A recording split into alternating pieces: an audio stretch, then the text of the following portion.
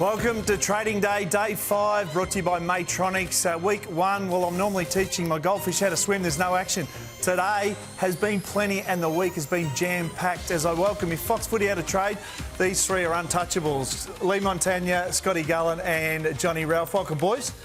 There has been plenty happening today. Johnny Ralph, going to come straight to you. A Premiership Magpie is on his way to Melbourne. That is massive news. It certainly is. I think this could be the value pick of the trade period and effectively a third rounder with a swap of 61 and 71. It is Brody Mihocek and I've just spoken to him. So he admits that he was floored by the modest one-year offer that came his way from Collingwood late in the season and he just couldn't get his head around the fact that if it was that he signed what eventually became a 2-year deal, that would be it. His career would be done in 24 months. Brutally honest about those contract conversations with Darcy Cameron, also with Jamie Elliott. They all looked around and then eventually they stayed. He said, I know with the Pies list, when I was going through my contract talks with them, they were worried about the age demographic.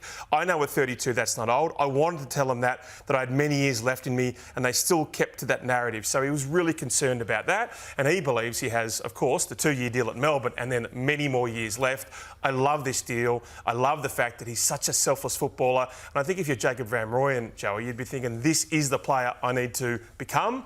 And right now, he's my wingman. I think it's great. Yeah, it's a great get for Stephen King and the Melbourne Football Club, as you touched on. I mean, he's one of the more honest key forwards in the competition. He's going to provide some leadership for the young Van Rooyen. They've got Jefferson there as well, and he's going to be able to support Melksham in that forward line. And so it's a good get by Melbourne. And sometimes as a player, you know, you feel that mortality. A 1-year offer, you know, a little bit of money. You start thinking, OK, how much am I valued at this football club? What are they thinking about me long term? And it opens the door, Scotty, for another club to you know, show the love and show how much he can offer and extend his career. And in the end, it was too big of a pull to head to the Demons. And I'm sure he's going to miss the Pies. He'll be a club, you know, great at the Collingwood Football Club Premiership player, but it's a good get by the D's. Well, that's the thing. Cruelly, he's never got that big contract, has he? He's been this workhorse and, you know, he came in the hard way and he's been this kick the goals, did all the team stuff, but never got the big check. And then, yet again, they've gone, oh, we love you, but here's not minimal wage, but not much more.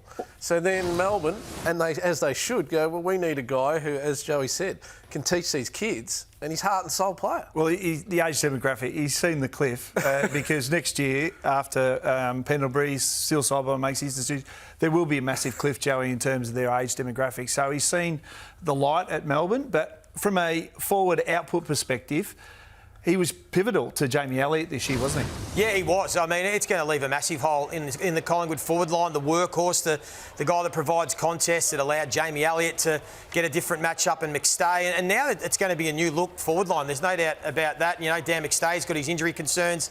Can Jamie Elliott, who was sensational this year, back up and kick 60 goals again next year? It's going to be a tough ask. And they've got a couple of youngsters. Charlie West hasn't really sort of made a name for himself yet. And they've got their eyes on Jack Buller from Sydney, who's only played a handful of games as well. So it is going to be a bit of a different look alongside Tim Membry in that forward line next year. So they're a defender short and a forward short, really, now.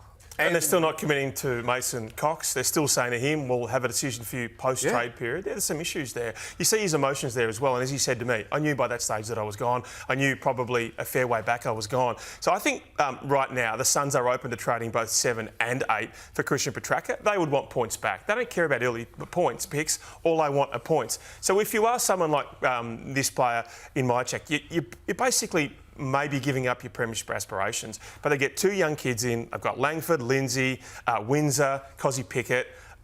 Yeah, you might be saying, I won't win another premiership, but you might get another 4 or 5 years out of your career. I love it. Yeah, well, let's hear from Brody Mihocek. He spoke this morning on the Melbourne Demons website.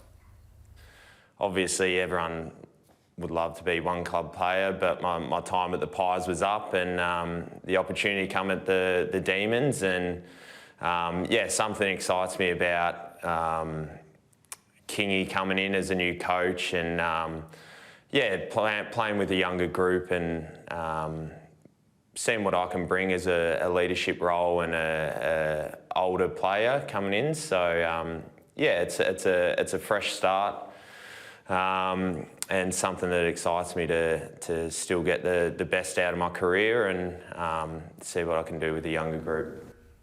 It's a rare thing, isn't it, when he says, I wanted to be a one-club player. Like, the movement we've had this trade period and going forward, Joey, it's going to be pretty pivotal that you got to just take your opportunities when you get them. Yeah, it is, but it's also important to know these players, they don't make these decisions lightly. They don't want to necessarily leave. He would have loved a 2-year offer from Collingwood, money that he felt was fair and worthy, and he would have stayed for sure. But sometimes, as much as you want to be a one-club player, you need to make decisions that are in the best interest for your career, for your family, and that's what he's decided to do. You had that decision, Joey. Well, a little bit. You've got to weigh up whether you've got to weigh up what you value, and what is important to you. For some people, it is money. For some, it's success. Others, to be a one-club player. And as we said, Mihocek's wrestled with a lot of those, but he wants to extend his career and felt that he can do that at another club. And some would say Joey got the folding stuff a lot earlier across his career. He didn't need the escape. No, I wrote it down. He said, 1 more 0 and I'll stay. Yeah, all right, no worries.